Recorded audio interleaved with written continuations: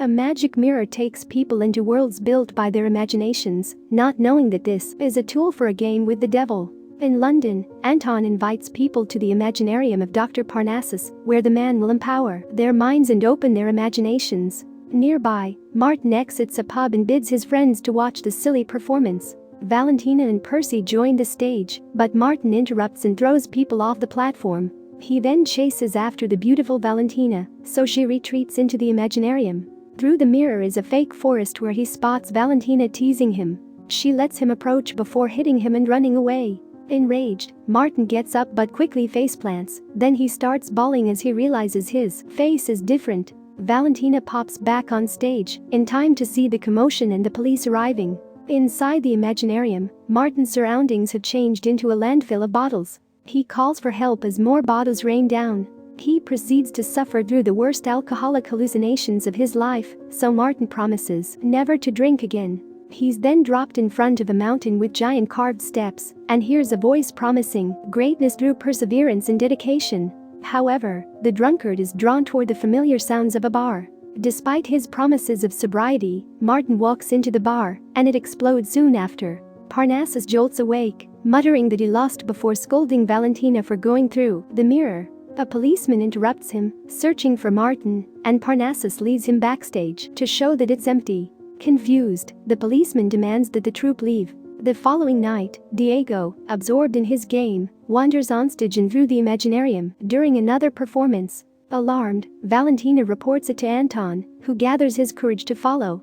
Inside, he finds the boy playing in Candyland. A giant Parnassus-like balloon orders Diego to exit immediately, as he's still too young to choose. After some showmanship, a canopy drops, and Diego rolls out of it. Relieved, the troupe retreats backstage, ending the show. Parnassus reminds Anton about the dangers of the Imaginarium, but also praises him for retrieving the lad. Valentina is indignant, so Anton tries to reassure her by saying she's Parnassus's scrumptious daughter, though he quickly regrets his choice of words. Later, Valentina gazes at a happy family in a magazine, longing for one of her own. Outside, Mr. Nick meets with Parnassus. Atop the stage, Percy overhears Nick claiming Valentina is now of age and all his. Later, Percy approaches Parnassus and remarks that it's early. Dejected, Parnassus asks what he can do, but Percy's only advice is to tell Valentina soon. As the troupe travels along London, Anton whispers to Valentina, reminding her of her desire to escape. He incites her to run away with him, but Valentina is reluctant, stating that she's underage. However, she quickly takes it back, revealing that she'll soon reach adulthood and happily goes inside the carriage. Inside, Parnassus is reading tarot and drinking. Valentina notices that he hasn't eaten, so she takes his bottle and playfully defends it. However, Parnassus stops her and states that he has something serious to tell. Her father starts with the topic of immortality, denouncing it as a curse, and expresses his confusion about why anyone would want to live forever. Valentina responds that it's equally as cursed pretending to be a child. She also requests that her ankle bells be taken off. Parnassus disregards her protests and recounts a story from centuries ago when he was a monk. It started when his sanctuary was visited by someone he hopes none of them will ever meet, Mr. Nick. Nick asked him what they do in the sanctuary, so he explained that they fulfill their sacred duty to tell the story essential for existence. Nick scoffed, confident that their beliefs could be easily disproved. He then activated his recorder, and everyone he pointed it at became unable to speak. While the monks couldn't tell their eternal stories, Nick triumphantly pointed out that the world still existed, so they were now free from their duty. Unexpectedly, a passing bird shared its opinions by dropping its waste on Nick. Parnassus laughed, believing that the eternal story was still being told elsewhere. Nick doubted Parnassus's theory, but offered a wager on who could attract 12 followers first. Nick would use the bliss of ignorance to attract followers, while Parnassus relied on the power of imagination. Parnassus won and was awarded the gift of immortality, though now he views it as a curse. Parnassus believes that Nick tricked him into winning, knowing the world would eventually ignore his stories. Their carriage suddenly stops, and Parnassus pauses the story, instructing Valentina to investigate. When his daughter leaves, Parnassus draws his next tarot card, the Hanged Man. As Valentina emerges, Anton reports a figure dancing in the water. Valentina realizes it's the shadow of a person hanging under the bridge, so they work together to save a man with strange markings on his forehead, Tony Shepard. Parnassus scolds them for rescuing a dead man, but the others pull the unconscious man under the carriage to cover themselves from the rain. Valentina attempts to resuscitate him, but Anton takes over and pounds Tony's chest. The man coughs out a metal pipe, hits his head on the carriage, and falls back unconscious. Relieved that the man is alive, the group puts him in the trunk and resumes their journey, unaware that Nick is watching them. The next morning, Tony awakens and Percy interrogates him. Soon, Anton appears in disguise and attempts to steal Tony's phone when it rings, causing a struggle that ends with the phone being dropped and accidentally stepped on. Moments later, Valentina emerges from the carriage window, and Tony is immediately drawn to her, but Anton prevents him from getting too close. Tony, struggling with his lack of memories, collapses on the floor, causing Valentina to rush to his aid. Parnassus wakes up, and Anton explains the situation, showing him the noose and stone tablets found on Tony. When Parnassus sees the noose, he recalls the hanged man. Desperate to keep his daughter, Parnassus checks the marks on Tony's forehead and assumes that Nick sent him. That night, the troupe set their stage at a store parking lot. Parnassus puts Tony to work, saying it might jog his memory. Later, Tony successfully charms a group of ladies to watch. However, upon seeing the drunk Parnassus, they demand a refund. Deceitfully, Tony convinces them to buy more tickets, claiming that it's a fundraising event for Valentina's grave illness. Later, they count their collection, happy at how much they made. Anton tries to diminish Tony's contribution, but Valentina defends him, now optimistic about her upcoming birthday. Still, Anton remains jealous. Parnassus is nursing a hangover when someone urges him to quit drinking. The old man agrees, but upon seeing Nick, his mood sours. The devil claims that Tony isn't his ally, but is instead a charitable man whom he doesn't trust. Nick then proposes another bet, which Parnassus refuses until Valentina becomes the prize. However, the deadline is on her birthday in 2 days, leaving him feeling tricked, but the devil disappears. The following day, Tony greets Valentina, and she looks at him with desire. Meanwhile, Parnassus sees Valentina's magazine clipping and discovers her yearning for a normal family. Tony then sees a scandalous newspaper headline with his picture attached, so he throws it into the fire as Parnassus talks to him about his memories. Armed with a device and Percy's help, Parnassus conducts a ritual and divines the name Anthony Shepard in his charitable history. Tony fears Parnassus will also reveal his dark secret, but is relieved when he doesn't, unaware that the old man learned his name and history from Nick. Hearing Tony does charity impresses Valentina, but Percy points out that no one hangs a good person. Anton begins playing music, and Tony realizes that it's his pipe. Anton teases him by playing with the pipe until Valentina retrieves it for Tony. That night, Percy informs Parnassus that Anton is in love with his daughter. Remembering the bet, Parnassus jokingly claims that whoever gets 5 souls will win Valentina, unaware that Anton is eavesdropping. At tonight's show, Tony gets 2 women interested, and Anton tries his best to steal them from him. When Sal wants to enter with her friend, Anton explains the dangers of having 2 inside the Imaginarium simultaneously, insisting they go one at a time. When the women refuse, Anton forcibly carries Sal on stage. Desperate to get 5 souls, Anton takes her to the Imaginarium, but accidentally knocks over Parnassus. Sal screams as she goes into the mirror, alarming people, thinking she's in danger. Percy scares them off with fireworks, causing the horses to run amok. Pandemonium erupts, and Tony jumps on the carriage as it runs away but is pulled off by Sal's friends, thinking they're kidnapping the woman. After a long chase, Sal is ejected onto a pile of trash, where Nick takes her away. Eventually, the carriage stops and Valentina snaps at Anton for his reckless behavior. Parnassus, barely conscious, notes that Nick already has 1 point. Having caused such trouble, Anton drinks alone, ashamed. Tony tries to understand his actions to comfort him, but Anton thinks Tony won't understand until he's been inside the Imaginarium. Tony wonders why Parnassus isn't ruling the world if he can control people's minds, and Anton replies that the man only wants the world to rule itself. Tony then inquires about Parnassus's bet with Nick, and Anton only scoffs at him. Valentina tends to her father in the carriage, while he murmurs that he's lost. She comforts him, assuring him that everything will be alright. As he caresses his daughter's cheek, Parnassus recalls longing after a woman he can never have. Lonely, he tried to end his life, but Nick thwarted his attempts. Nick revoked his immortality, replacing it with youth and powers, thus enabling Parnassus to win her over. Though soon, he dreads the price he must eventually pay. The following day, Anton is still sulking on a rooftop while Valentina tends to Tony. The two get close, almost kissing, as Tony contemplates about making the show more successful. Hearing Tony's sentiments, Parnassus appears and tells him to elaborate. Tony proposes doing something bold and unexpected, telling them not to be afraid of change. Parnassus pulls Valentina aside, asking if they should risk it all on Tony. Excited that her opinion is valued, she tells her father they should. Tony then asks how much money they have, explaining they need all of it. When Valentina spots Anton running away, she manipulates him into staying. Ultimately though, all she wants from him is his money. Later, they are dressed in finer clothes in a wealthy part of town. Their concept of giving away money draws a crowd. Tony charms the audience, sharing how he was purified after his experience in Parnassus's Imaginarium. Upon hearing this, the wealthy women rush onto the stage. Among the crowd, a woman sees Percy, alarmed as she thinks he's a child. To placate her, Tony escorts her onstage to be the first to experience the Imaginarium.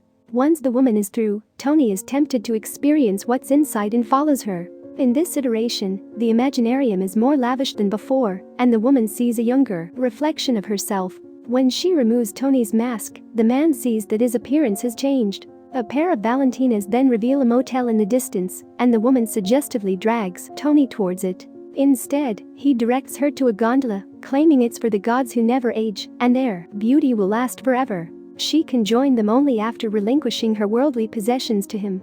The water then transforms into a cobra with Nick as its head. As the woman sets sail, Tony reminds her that nothing in life is permanent, not even death.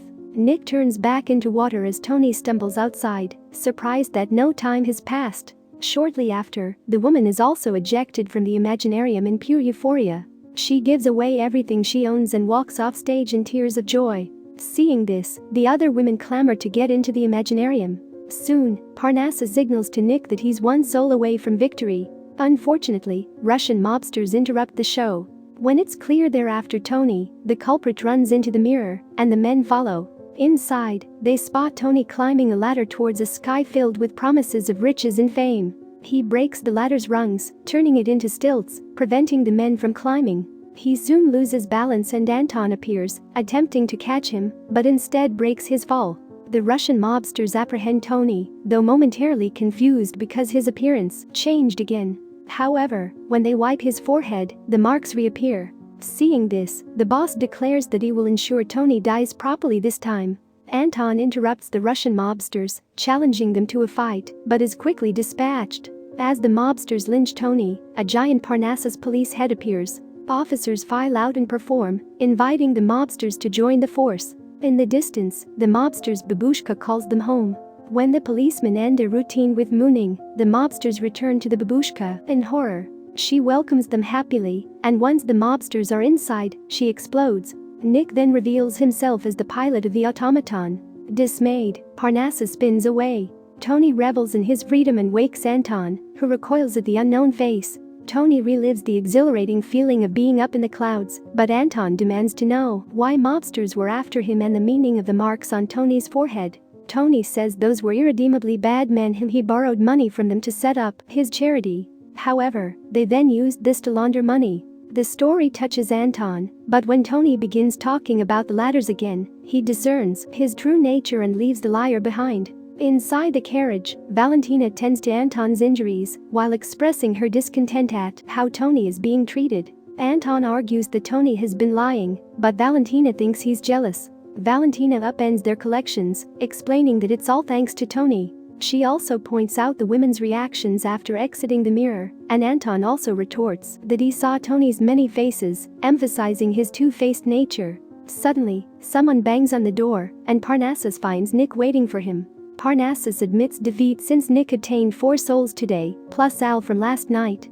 However, Nick reveals that Sal is with him, meaning they're still both 1 soul short. That said, the two vanish as Valentina exits the carriage. Valentina demands to know who her father was talking to, and Parnassus confesses that he's made multiple deals with the devil, allowing him to be thousands of years old. In exchange for immortality, he must hand over any of his children when they come of age. Valentina asks if she was a mistake, so Parnassus responds that she was the best mistake he's ever made. He tries to reassure her that there's a new bed for her custody, but Valentina breaks down and storms off.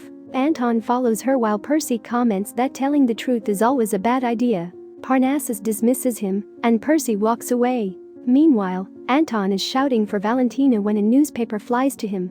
At the campsite, Tony is desperately readying the stage, volunteering to be the fifth soul. Parnassus appreciates the gesture, but tells him it's pointless. Tony then asks to be taught the secrets of the trance as a trade-off. However, Parnassus claims he can't do that since he's too upset to get into a trance for the Imaginarium. Tony urges him to relax to activate the Imaginarium. However, before he can enter, Valentina begins taking out her frustrations on the mirror. Tony tries calming her down and promises to take her to a beautiful place in his world, inside the Imaginarium. Before they can step through, Anton appears with a newspaper article, accusing Tony of lying. Tony blocks Valentina's view of the article, then pushes her through the mirror. He then shoves Anton off the stage and enters the Imaginarium. Inside, Valentina and Tony, with a new face, are leisurely sailing down a river. Tony wishes they could stay like this forever, and Valentina asserts that they can if they choose to. She then seduces him, and soon the boat begins to rock. Night falls, and Valentina declares her love after Tony rocked her world. However, their moment is interrupted when Valentina sees a girl crying. Tony assumes this is the choice he has to make, but Valentina declares the only choice is to help. She then rushes to the girl's aid while Tony follows. He talks to the girl sternly, but quickly changes his demeanor when photographers appear. Suddenly, they find themselves elegantly dressed and surrounded by reporters in a grand ballroom. Tony enjoys the attention and calls over Valentina, but leaves her to rush to the president's side. As the couple head to the venue, a young Anton intercepts them and reminds Valentina that this is Tony's imagination. He then shows her an article alleging that Tony is using his charity for nefarious means. Tony struggles with Anton to prevent further revelations, and during this, he hits Valentina and accuses her of betraying him. Meanwhile, the president is giving a speech, praising Tony as Anton rushes onto the stage, yelling that the man is a liar. Tony stops Anton, but the crowd notices his violent behavior. Unhinged, Tony's imagination begins to collapse, and he escapes through a hidden staircase. The crowd pursues Tony, shoving Anton and Valentina aside in the chaos. Anton falls off the side of the platform, so Valentina rushes to save him. However, Anton reverts to his adult size, and as Valentina loses her grip, he falls after declaring his love for her. Enraged, Tony turns on Valentina just as Parnassus appears. Tony confronts the old man, blaming him for everything that happened.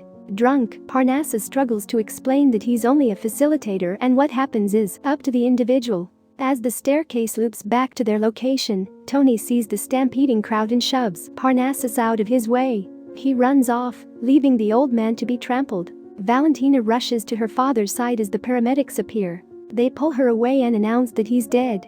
Devastated, Valentina runs off. Unknown to her, the man meant to say dead drunk. As Valentina flees, two mirrors appear before her labeled his and hers. She heads for the mirror marked his, but Nick appears, trying to prevent her self-inflicted punishment. She tries to push past him, but he calls her a child. Valentina responds that she's a woman now and only fit for hell. Nick turns her struggles into a dance, thwarting her attempts to get through the mirror. But Valentina tangos her way into the mirror of her choice, and the devil is dismayed at his victory. Grief-stricken, Parnassus sits on a precipice as Nick tries to console him, confessing that he didn't intend for the prize to be involved in the wager. They see Tony still running below, and Nick wishes the crowd would catch up to him. However, the devil acknowledges that the common led a charmed life, where his troubles never seem to catch up with him. Still clutching the hanged man card, Parnassus flicks it away as Nick inquires about the marks on Tony's forehead, admitting he never understood black magic. Below, Tony struggles to ascend the giant steps while the pursuing crowd gains on him. Nick proposes another deal to Parnassus, offering to return Valentina if he can dispose of Tony. Finally, Tony reaches the peak and finds a noose waiting for him. He kisses his lucky pipe and picks up the tarot card, only for Parnassus to suddenly snatch the pipe away while the noose is already around his neck. Parnassus asks for a moment, and time inexplicably slows down. After a few tricks, Tony realizes that Parnassus made a deal. His life in exchange for Valentina's. However, he points out that Valentina is the prize, so Nick can't actually claim her yet. If Parnassus eliminates Tony, Nick wins, and Parnassus loses Valentina forever. Parnassus interrupts Tony by asking him to choose between two pipes. Tony chooses the right-hand pipe, and Parnassus swallows it before stepping off the gallows. With a wink, Tony then frees him from the noose and revives the old man. Parnassus soon spits out the pipe, and Tony catches it, swallowing it just as the angry mob surrounds him. Moments later, Parnassus spits out more pipe shards as Tony triumphantly waves goodbye. But as Tony watches, Parnassus slowly reveals the real pipe, and his face registers terror before the mob lynches him. As the people disperse, Nick makes sure Tony is dead. Parnassus explains that Tony never used black magic, only cheap tricks. He swallowed the pipe to allow himself to breathe a little despite being hanged. However, Parnassus tricked him into taking a brittle replica, which was crushed upon his hanging. The man then reminds Nick of their deal, but the devil claims he doesn't know where Valentina is, reiterating that she's free to make her own choices. Parnassus is left dejected, realizing that he has lost his daughter after falling for another of the devil's tricks. Years later, Parnassus is still searching for Valentina. Exhausted, he collapses and comes across a sign pointing to the low road and the high road. Parnassus falls to his knees in despair, and the sign breaks as he begs to be freed from making further choices. Suddenly, his surroundings change to a bustling city, and a woman drops a donation as she passes. He follows the jingling of her anklet, but loses her as she enters a building. He spots the woman again, this time entering a different building. Peeking through the windows, Parnassus sees Anton and Valentina happily with their daughter. The old man is in tears, seeing that his bet is paid off and earned his daughter her freedom.